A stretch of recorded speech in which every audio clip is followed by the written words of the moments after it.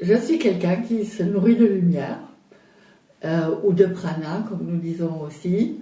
Et c'est une manière, c'est-à-dire que je n'ai plus besoin de nourriture physique, euh, ni de boisson non plus. Et je suis arrivée à ce chemin tout en étant végétarien pendant très longtemps déjà avant. Et euh, finalement, j'ai poursuivi un chemin spirituel qui m'a aidé à me détacher plutôt des choses plus physiques, parce que j'aimais toujours beaucoup les animaux et c'est pour ça que je suis devenue végétarienne. Et aussi, je suis très en contact avec la nature et je ne voulais pas abuser des ressources de la nature. Alors, déjà, tuer les animaux, je n'aimais pas. Et si on pouvait trouver un moyen de se nourrir autrement, ça m'intéressait sans savoir comment ça pouvait m'arriver. Et alors, j'ai toujours bien aimé lire des livres. Et dans les livres, il y avait plein de choses, comment être plus en harmonie avec la nature. Et c'est ça finalement qui m'a mise en route pour ce chemin-là. Et en même temps, les voyages où j'étudiais le savoir des anciens dans tous les pays où j'ai voyagé. Et alors du coup, ça m'a éveillée de plus en plus de m'intéresser à toutes ces choses un peu étranges. Et, mais la pensée positive, c'était aussi quelque chose qui était très importante là-dedans. Parce que je me suis rendu compte que j'étais beaucoup plus heureuse quand je pensais positivement. Et je regardais les problèmes de la vie toujours pas comme victime, mais comme acteur. Et je me disais, mais qu'est-ce que je peux faire avec un problème qui me tombe sur la tête? Est-ce que je suis victime de ça ou est-ce que je peux faire quelque chose consciemment avec ça? Alors, j'ai remarqué que je pouvais, par exemple, pas toujours changer la situation, mais changer mon attitude envers ces choses-là. Et c'est ça qui a changé les choses. Alors, du coup, je me suis rendu compte qu'avec cette attitude-là, je vivais beaucoup plus consciemment et plus en contact avec ce que j'avais envie. En voyant les choses positivement, j'étais plus heureuse. Et c'est ça qui m'a menée plus loin à chercher mais qu'est-ce qu'il y a qui peut me rendre encore plus heureuse. Et avec ça, je me suis construit un chemin de vie qui était basé aussi sur la santé, comment garder une bonne santé. Alors du coup, je me suis intéressée comment manger mieux, avec une nourriture saine et aussi avec la pensée positive, j'étais plus heureuse. Et au fur et à mesure, en suivant ce chemin-là de m'améliorant moi, en voyant ce que je pouvais faire avec les choses, je sentais que je devenais plus sensible à mon environnement et aux relations humaines aussi. Je me rendais compte que c'était plus facile interagir avec les gens si on est positif et si on ne les critique pas. Je sentais que quand je m'intéressais à leur histoire, je pouvais beaucoup mieux interagir avec eux que si on les critique et on leur dit tu dois faire les choses comme ça ou comme ça. Ça complique les choses. Quand les gens ne se sentent pas à l'aise, quand on les critique, alors voir la richesse qu'ils ont. Je demandais aux gens, mais qu'est-ce que tu fais? Et explique-moi un peu. Et trouver les choses qu'on avait en commun plutôt que les choses qui nous séparaient. Et c'est ça ce qui était l'école de vie pour moi pendant tous les voyages que j'ai faits. Et avec ce chemin-là, je me suis rendu compte un jour, tout d'un coup, que j'étais vraiment heureuse avec ma vie. Et je me disais, mais au fond, je n'ai plus besoin de quelque chose d'extérieur pour me rendre heureuse. Et en plus, on dirait que j'ai plus faim et j'ai plus soif. Et alors, je n'avais jamais entendu parler de quelque chose de ce genre. Et j'ai demandé à mes amis, est-ce que vous connaissez quelqu'un qui serait dans la même situation? Jusqu'au moment où finalement quelqu'un m'a dit, mais tu connais pas Jasmine? Je disais non, c'est qui? Ah, c'est une femme australienne qui enseigne ça. Alors là, j'ai commencé à me renseigner et je me suis rendu compte qu'elle venait en Belgique juste à ce moment-là, à Anvers. Mais malheureusement, ce week-end-là, je partais. Je ne pouvais pas y aller. Alors, une amie est allée pour moi. Elle m'a dit, mais c'est quelqu'un d'important pour toi, je crois. Tu dois la connaître.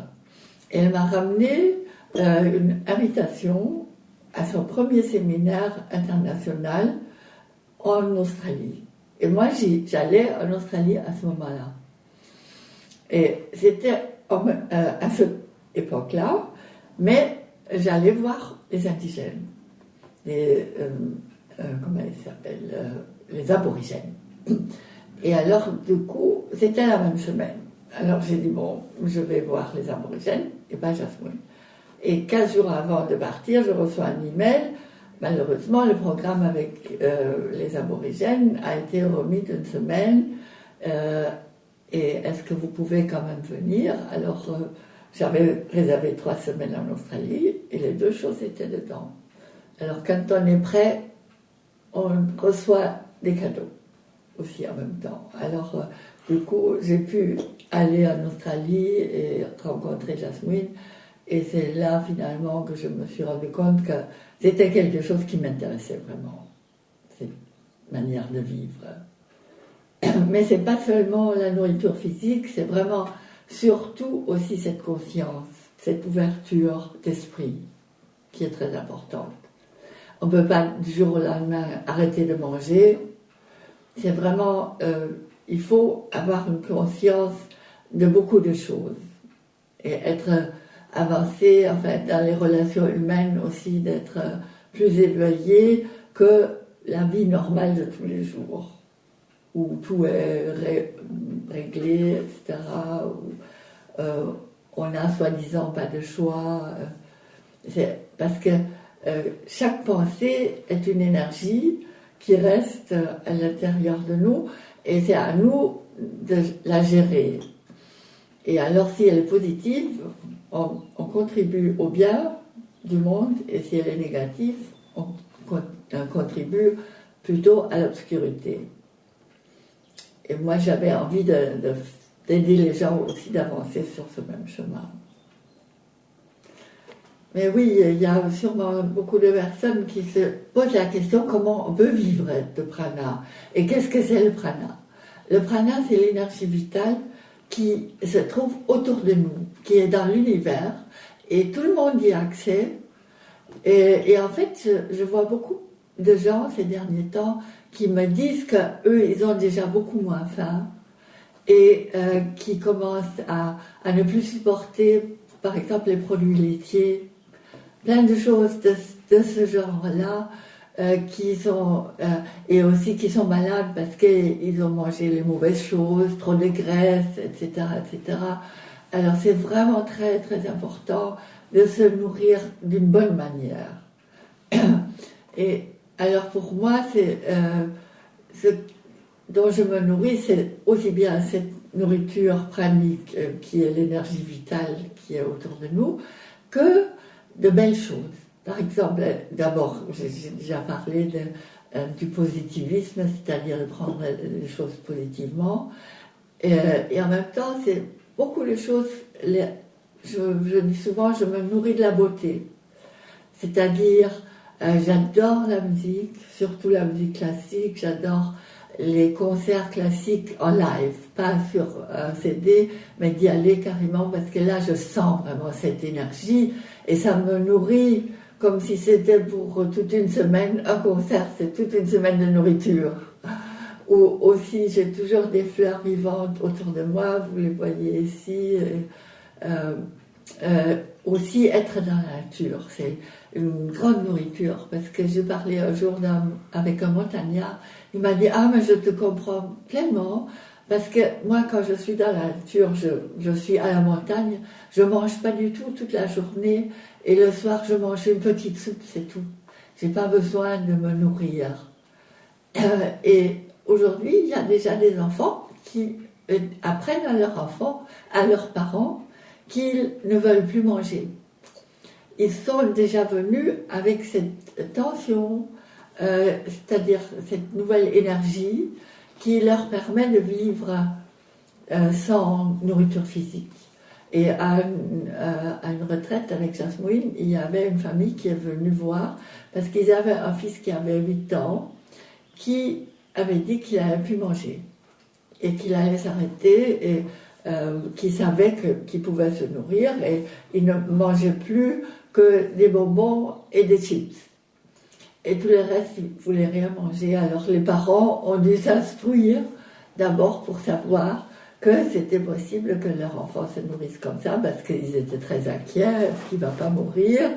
Parce que les médecins en général disent, après 4 jours sans nourriture, on meurt.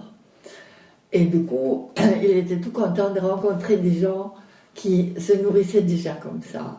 Et ça a rassuré aussi bien les parents que aussi l'enfant.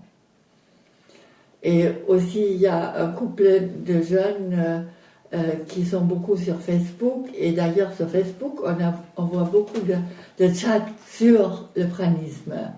Il y a de plus en plus de jeunes qui s'intéressent à ça et qui voudraient vivre comme ça, et qui ont besoin de notre exemple pour se dire « Ah, mais si cette personne peut le faire, je peux le faire aussi ».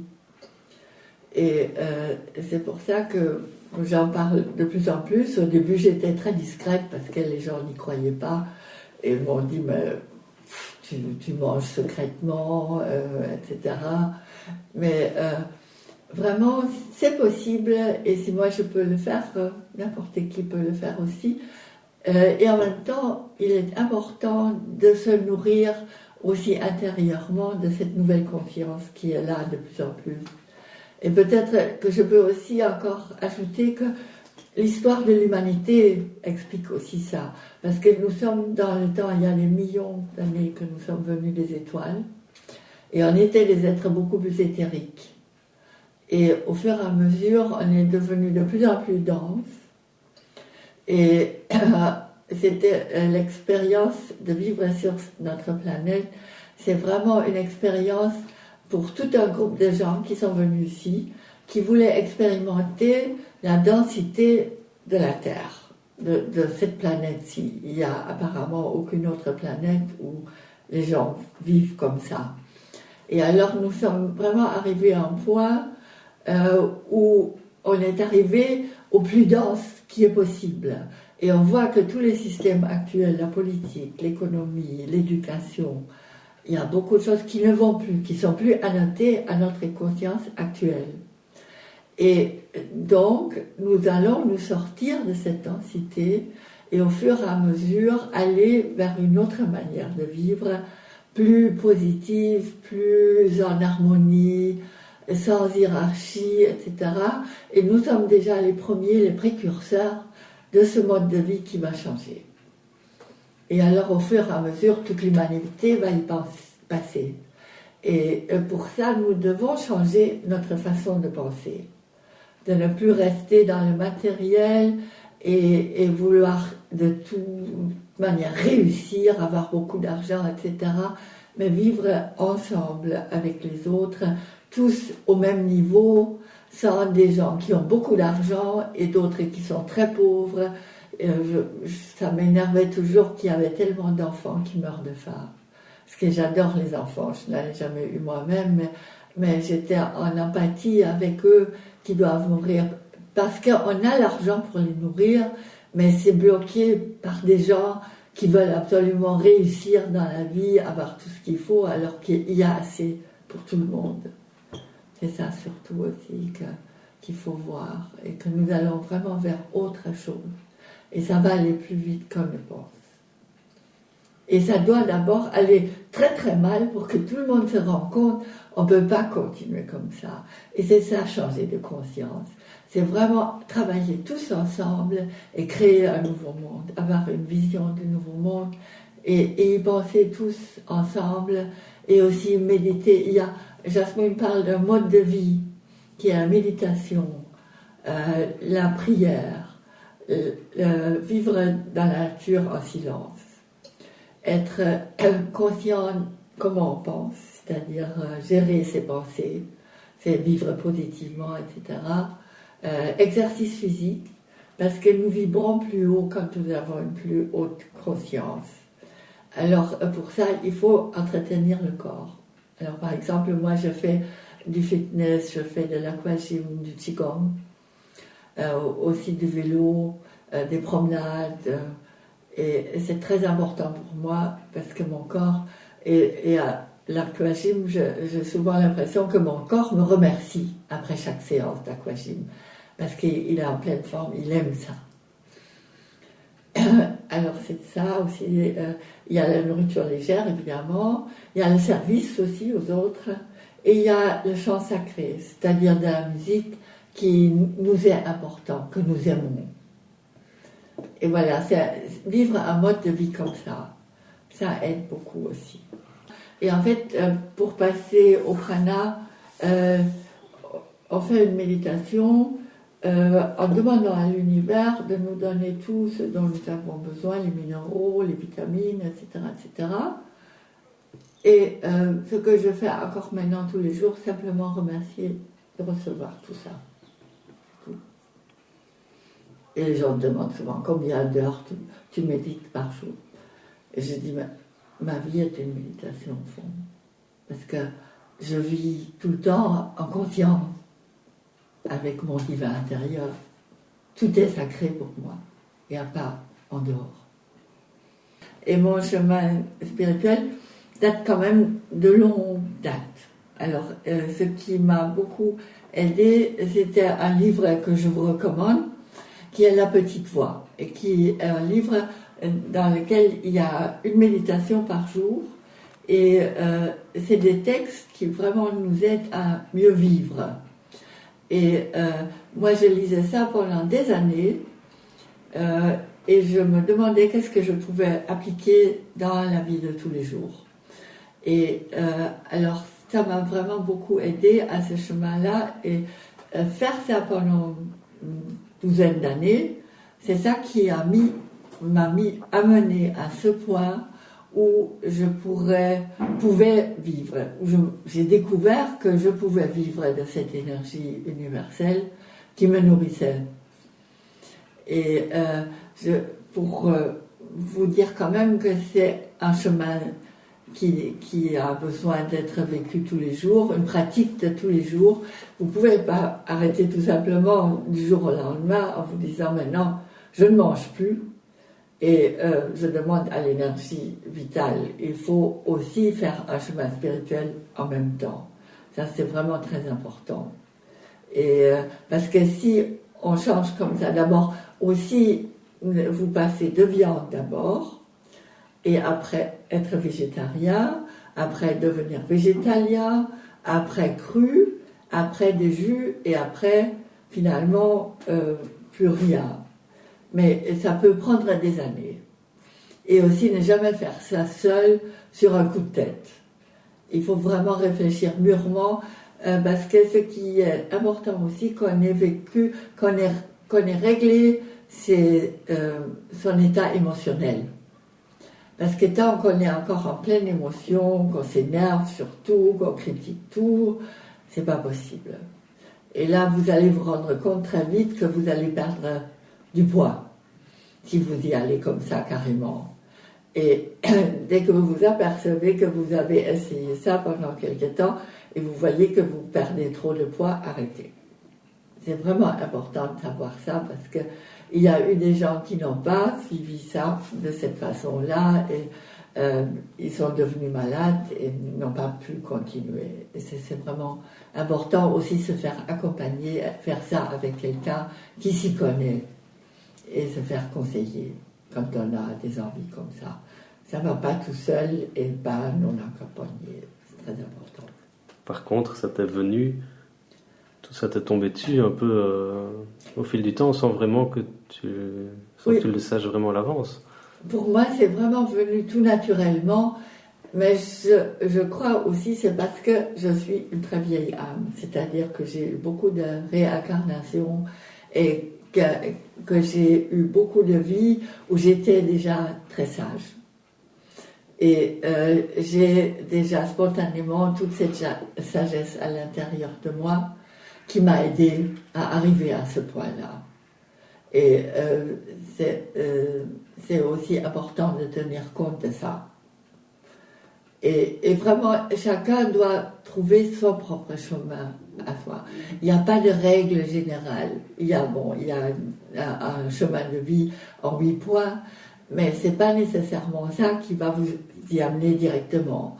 Chacun doit trouver sa propre manière d'agir.